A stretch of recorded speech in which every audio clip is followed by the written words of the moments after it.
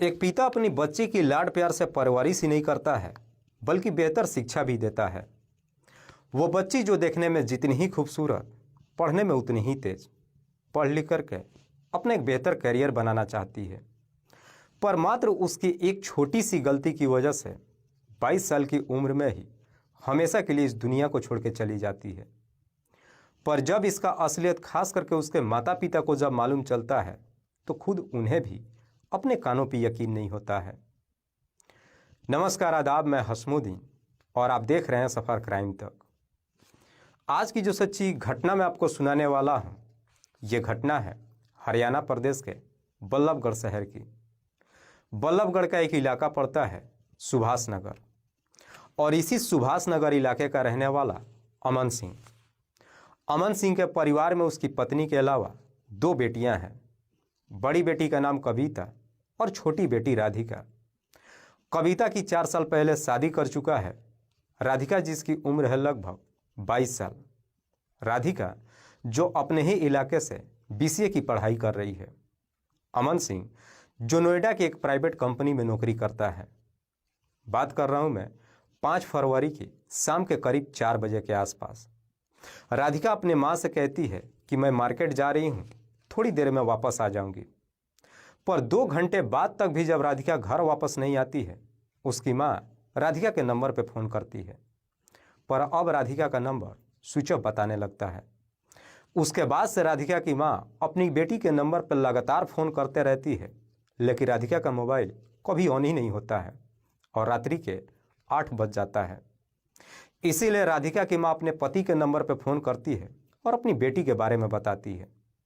इधर अमन सिंह को जब मालूम चलता है कि उसकी बच्ची 4 बजे घर से निकली है और अभी तक घर पे नहीं पहुंची है, वो अपना सारा काम वाम छोड़ करके घर पे पहुंच जाता है और अपनी बच्ची की हर जगहों पे तलाश करता है। पर राधिका का जब कहीं कुछ पता नहीं चलता है, आखिरकार अमन सिंह उसी रात को ही अपने ही इलाके के आदर्श नगर थाने में जाता है और अपनी बेटी की गुमशुदगी का रिपोर्ट दर्ज करा देता है। पुलिस गुमशुदगी का रिपोर्ट तो दर्ज करती है, लेकिन साथ ही साथ राधिका की हर जगहों पर तलाश भी करती है। पूरी रात गुजर जाती है, ना तो राधिका घर वापस आती है और ना ही उसका कुछ पता चलता है। जरा सोच करके देखिए कि अगर किसी के घर की जवान बेटी अचानक कहीं गायब हो जाए, उसके घर के लोगों के ऊपर क्या बीतेगी। इधर राधिका के माता पिता का भी रो रो करके बुरा हाल हो चुका था। पुलिस को भी समझ में नहीं आता कि आखिरकार राधिका अपने माता पिता को बिना कुछ बताए कहाँ जा सकती है। पुलिस के सामने 2 ही थ्योरी सामने नजर आती है। या तो राधिका को किसी ने फिरौती के लिए अपहरण कर लिया होगा, या फिर राधिका अपने आशिक के साथ कहीं फरार हो चुकी होगी।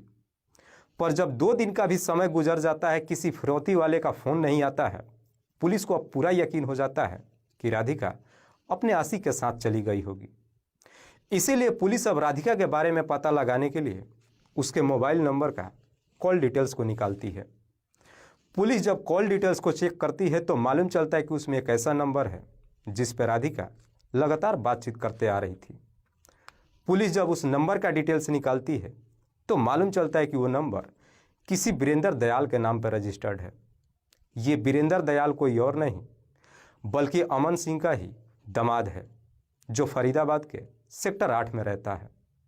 पुलिस जब वीरेंद्र के बारे में अमन सिंह से पूछताछ करती है तो अमन सिंह कहता है कि साहब, इसमें चौंकाने वाली कोई बड़ी बात नहीं है। दरअसल दोनों के बीच में जीजा साली का रिश्ता था, इसलिए मेरी बेटी अक्सर हमारे सामने ही वीरेंद्र से बातचीत करती थी। चूँकि मैं अपने दामाद को बेहतर तरीके से जानता हूँ, मेरा दामाद मेरी बच्ची को कोई नुकसान नहीं पहुँचा सकता है, बल्कि मेरा दामाद भी खुद हमारे साथ राधिका की हर जगहों पर तलाश कर रहा है। पुलिस अमन सिंह से पूछताछ करती है, तो फिर क्या तुम्हें किसी पे शक है कि तुम्हारी बेटी को कौन नुकसान पहुंचा सकता है। इस पे अमन सिंह अपने ही इलाके के 4 से 5 लोगों का नाम बता देता है। अमन सिंह जिन लोगों का नाम बताता है, पुलिस उन सबको थाने में बुलाती है और सबसे बारी बारी से राधिका के बारे में पूछताछ करती है। पुलिस अपनी तमाम कोशिश कर लेती है, लेकिन इसके बावजूद भी पुलिस को कुछ खास हासिल नहीं होता है। इसीलिए पुलिस फिर से अमन सिंह के पास जाती है और उससे कहती है कि हमें एक बार आपके दामाद वीरेंद्र से पूछताछ करनी है। अगर उसने वाकई में कुछ नहीं किया होगा तो यकीन मानिए हम उसे छोड़ देंगे। आखिरकार अमन सिंह पुलिस को इजाज़त दे देता है। अमन सिंह जैसे ही इजाज़त दे देता है, 14 फरवरी को पुलिस वीरेंद्र को थाने में बुला लेती है और फिर वीरेंद्र से राधिका के बारे में पूछताछ करती है। वीरेंद्र पुलिस वालों से कहता है कि साहब मैं खुद राधिका की हर जगहों पर तलाश कर रहा हूँ, दरअसल मेरा उससे